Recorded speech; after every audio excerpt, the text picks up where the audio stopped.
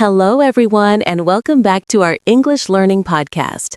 I'm your host, Sarah, and today we have a very practical and important episode for you. We're going to learn how to talk to a doctor in English. Whether you're living in an English-speaking country, traveling, or just want to improve your conversational English, knowing medical vocabulary and phrases is essential for your daily life. This episode is perfect for beginners at the A1 to A2 level. Don't worry if you're just starting your English learning journey. We'll go slowly, repeat important phrases, and explain everything clearly. By the end of this podcast, you'll feel more confident the next time you need to visit a doctor. So, are you ready? Let's get started. Before we dive into our main conversation, let's talk about why learning medical English is so important. Imagine this situation. You're in a new country and suddenly you don't feel well. Maybe you have a headache, a fever, or a stomachache. You need to see a doctor, but you're worried about communicating in English. What do you say? How do you explain your symptoms? What questions will the doctor ask you? These are all very common concerns, and that's exactly what we're going to address today. Medical situations can feel stressful, especially when you're speaking a foreign language. But with the right vocabulary and some practice, you can handle these situations with confidence. Today's episode has 3 main parts. First, we'll learn essential medical vocabulary, words you need to know about body parts, common symptoms, and illnesses. Second, we'll listen to a realistic conversation between a patient and a doctor. And third, we'll break down useful phrases and expressions that you can use in real life. So let's start with our vocabulary section. Let's begin with some basic words about the body. Listen carefully and repeat after me. Ready? Head. This is the top part of your body. Repeat. Head. Throat. This is inside your neck where food and air go down. Repeat. Throat. Stomach. This is where your food goes after you eat. Repeat. Stomach. Back. This is the rear part of your body. Repeat. Back. Chest. This is the front part of your body between your neck and stomach. Repeat. Chest. Great job! Now let's learn some common symptoms. A symptom is a sign that you're sick or not feeling well. Pain. This means something hurts. Repeat. Pain. For example, I have pain in my stomach. Headache. This is when your head hurts. Repeat. Headache. I have a headache. Fever. This is when your body temperature is too high. Repeat. Fever. I have a fever. Cough. This is when you make a sudden noise from your throat because you're sick. Repeat. Cough. I have a cough. Sore throat. This means your throat hurts. Repeat. Sore throat. I have a sore throat. Runny nose. This is when liquid comes from your nose when you're sick. Repeat. Runny nose. I have a runny nose. Nausea. This is when you feel like you want to vomit or throw up. Repeat. Nausea. I feel nauseous. Dizzy. This is when you feel like everything is spinning. Repeat. Dizzy. I feel dizzy. Excellent! Now you know the basic vocabulary. Let's move on to our main conversation. Now we're going to listen to a conversation between a patient and his doctor. Tom isn't feeling well, so he made an appointment to see his doctor. Let's listen carefully to their conversation. After we finish, we'll go through it again slowly and explain everything. Good morning, Tom. Come in and have a seat. How are you feeling today? Good morning, doctor. Actually, I'm not feeling very well. That's why I'm here. I'm sorry to hear that. Tell me, what seems to be the problem? Well, I've had a sore throat for 3 days now, and I also have a bad cough. Yesterday, I started feeling very tired and weak. I see.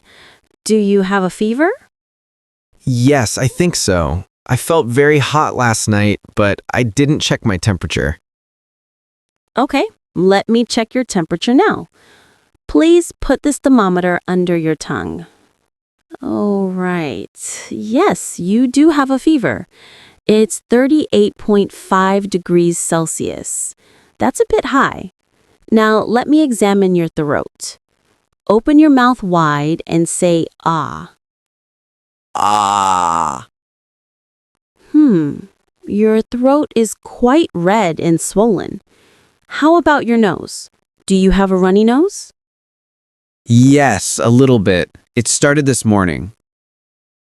Any headache or body aches? Yes, actually. My head hurts a little and my muscles feel sore, especially in my arms and legs. I understand. Let me listen to your lungs. Take a deep breath in and out. Again, please. Good. Your lungs sound clear, which is good news. That's good to hear. Based on your symptoms, the sore throat, cough, fever, body aches, and fatigue, it looks like you have the flu. It's very common this time of year. The flu? Is it serious? It's not serious in your case, but you need to rest and take care of yourself. I'm going to write you a prescription for some medicine to help with the fever and pain.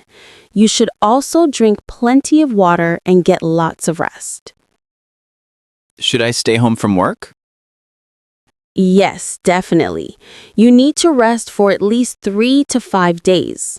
Also, the flu is contagious, so staying home will help prevent spreading it to others. Okay, I understand. Is there anything else I should do? Yes, here are some important things to remember. First, take the medicine I'm prescribing 3 times a day with food. Second, drink at least 8 glasses of water every day. Third, eat light, healthy meals. Soup is a great option. And fourth, if your symptoms get worse or if you still have a fever after 3 days, please call me or come back to see me. Thank you, doctor. When should I start feeling better? Most people start to feel better after 3 to 5 days, but it can take up to a week or 2 to feel completely normal again. Be patient with your body. I will. Thank you so much for your help. You're welcome, Tom. Take care of yourself, and I hope you feel better soon. Thank you, doctor. Goodbye. Goodbye. Great. Now you've heard the complete conversation. Let's go through it again, but this time slowly, and I'll explain the important phrases and vocabulary. This will help you understand exactly what's happening and how you can use these expressions yourself. Let's start from the beginning. Tom arrives at the doctor's office and talks to the receptionist first. Listen to this part again. Good morning. How can I help you? This is a very common greeting at any office or shop. How can I help you means, what do you need? The receptionist is offering to help Tom. Good morning. I have an appointment with Dr. Martinez at 10 o'clock. Notice that Tom says, I have an appointment. An appointment is a scheduled meeting. When you want to see a doctor, you usually need to make an appointment first. You can call the office and say, I would like to make an appointment with Dr. Martinez, please. Tom also says his name. My name is Tom Wilson. This is important because the receptionist needs to find his appointment in the system.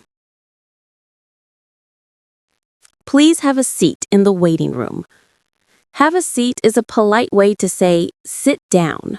The waiting room is the place where patients wait before seeing the doctor. The receptionist says the doctor will call you in a few minutes. This means the doctor will say your name when he or she is ready to see you. Now let's move to the main conversation with the doctor. Dr. Martinez greets Tom and asks, "How are you feeling today?" This is different from just saying, "How are you?" When a doctor asks, "How are you feeling?" they want to know about your health. This is your opportunity to explain your problem. "I'm not feeling very well. That's why I'm here." This is a perfect response. "I'm not feeling well" means you're sick or have a health problem. You can also say, "I don't feel good," or "I feel terrible" if you're very sick.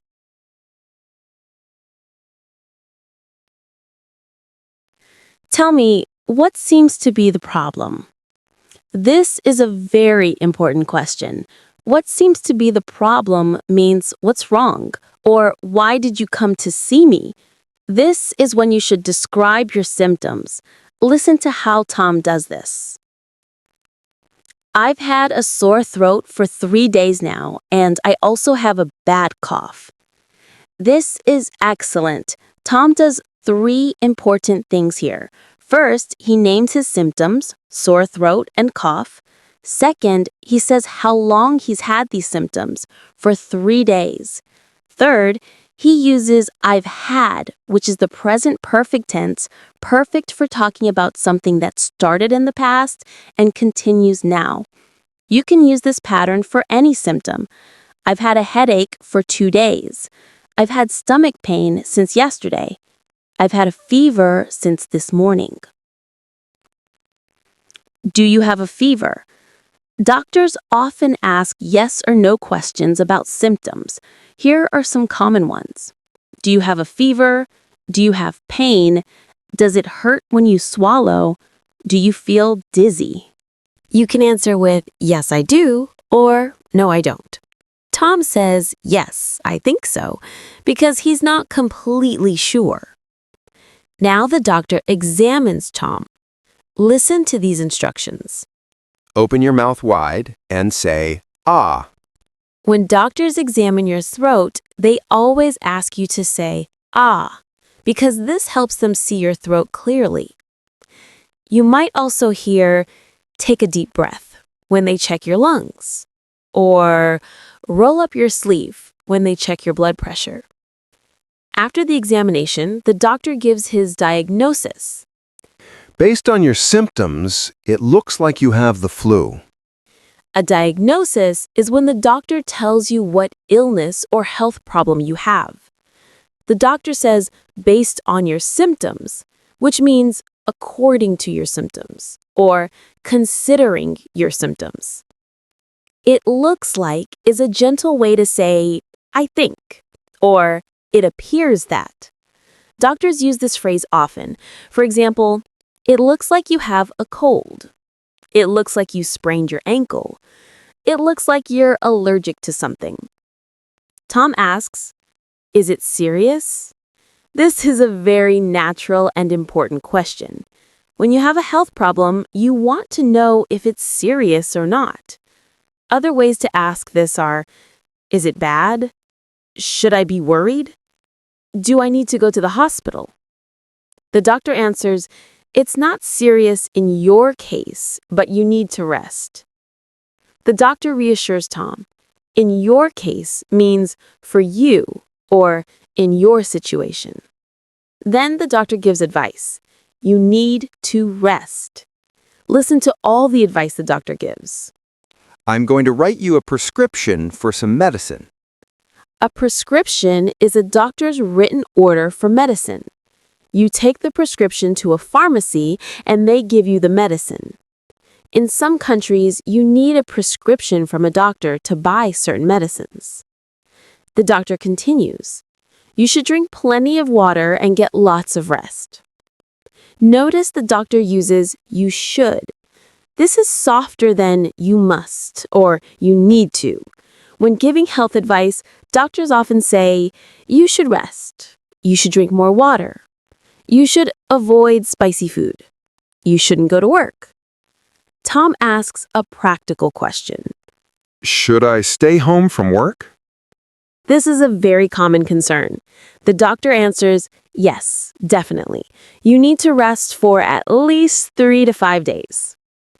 At least means minimum. So the doctor is saying Tom needs a minimum of 3 to 5 days of rest, but maybe more. The doctor also says the flu is contagious. Contagious means you can give your illness to other people. The flu, a cold, and COVID-19 are all contagious. If something is contagious, you should stay away from other people so they don't get sick too. Now listen to the doctor's final instructions. Take the medicine 3 times a day with food. This is very clear instruction. 3 times a day means morning, afternoon, and evening. With food means you should eat something before or while taking the medicine.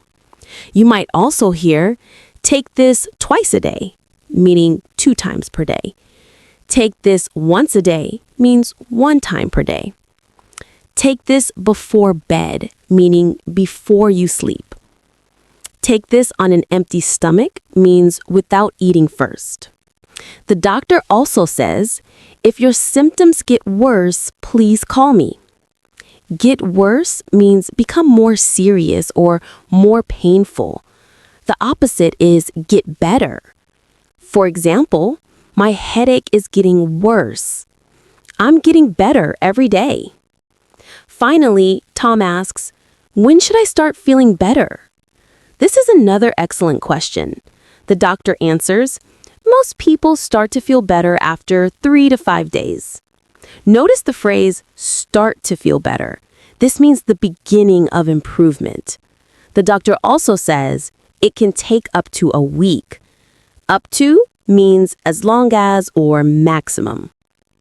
The conversation ends politely. Dr. Martinez says, take care of yourself, and I hope you feel better soon. Take care of yourself is a warm way to say goodbye, especially to someone who is sick.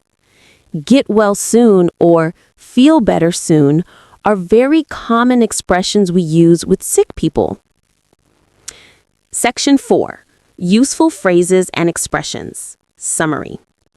Now let's review the most important phrases you learned today.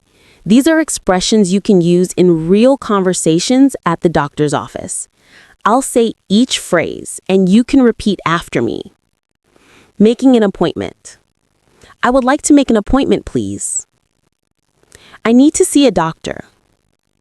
Can I schedule an appointment for this week? Describing symptoms. I have a headache.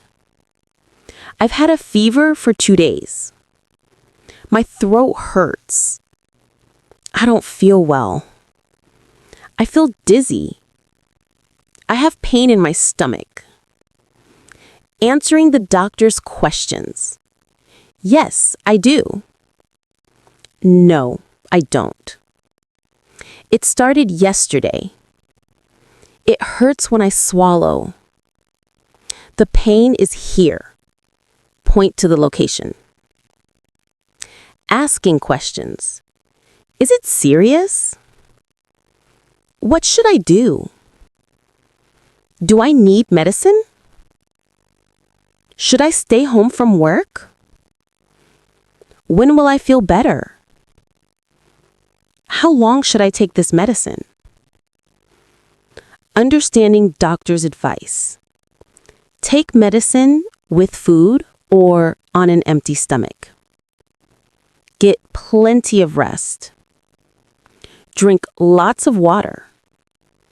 Stay home and rest.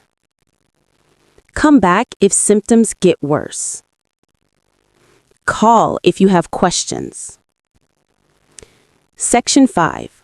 Practical tips and cultural notes. Before we finish today's episode, I want to share some practical tips for visiting a doctor in an English-speaking country. Tip number 1, prepare before your appointment. Write down your symptoms before you go. Include when they started and how you feel. This helps you remember everything when you're talking to the doctor. If you're nervous about speaking English, you can even write these sentences down and show them to the doctor. Tip number 2. Bring important information. Always bring your identification, insurance card if you have one, and a list of any medicines you're currently taking. If you have allergies to any medicines, this is very important to tell the doctor. Tip number 3. Don't be afraid to ask questions. If you don't understand something the doctor says, it's okay to ask. You can say, "Could you repeat that, please?" "I'm sorry, I don't understand. Could you explain that again?" "Could you speak more slowly, please?" What does that word mean? Doctors are used to working with patients who speak English as a second language. They will be patient and help you understand. Now let's do a quick practice exercise together. I'm going to describe a situation, and you should think about what you would say. I'll give you a few seconds to think, and then I'll give you a good answer. Ready? Situation 1. You're at the doctor's office. The receptionist asks, "How can I help you?" What do you say?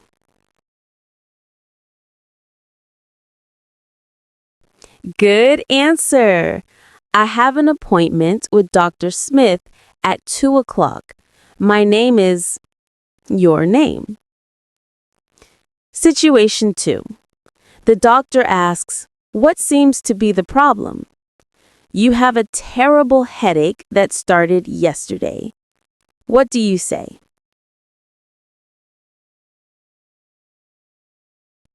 Good answer. I've had a very bad headache since yesterday. It won't go away. Situation 3. The doctor says, "Take this medicine twice a day." You don't understand. What do you ask? Good answer. I'm sorry, could you repeat that? Should I take this in the morning and evening? Situation 4. You want to know if you need to stay home from work. What do you ask? Good answer. Should I stay home from work? How many days should I rest? Excellent practice. Remember, the more you practice these conversations, the more confident you'll feel in real situations. And that brings us to the end of today's episode. We've covered so much useful information today. We learned essential medical vocabulary, listened to a realistic conversation at the doctor's office, and practiced many useful phrases and expressions. Remember, the key to learning English is practice and repetition. Listen to this episode again, practice the phrases out loud, and don't be afraid to make mistakes. Every mistake is a learning opportunity. If you found this episode helpful, please subscribe to our podcast and leave us a review. It helps other English learners find us too. And if you have suggestions for future episodes, please send us a message. We love hearing from our listeners. Next week, we'll have another practical episode about everyday English situations. We're thinking about doing an episode on going to a restaurant or maybe shopping at a grocery store. Let us know which topic you'd prefer. Until then, keep practicing your English, stay healthy, and remember, you can do this. Learning a new language takes time, but you're making progress every day. Thank you so much for listening to our English Learning Podcast. I'm Sarah, and I'll see you next time. Take care, everyone.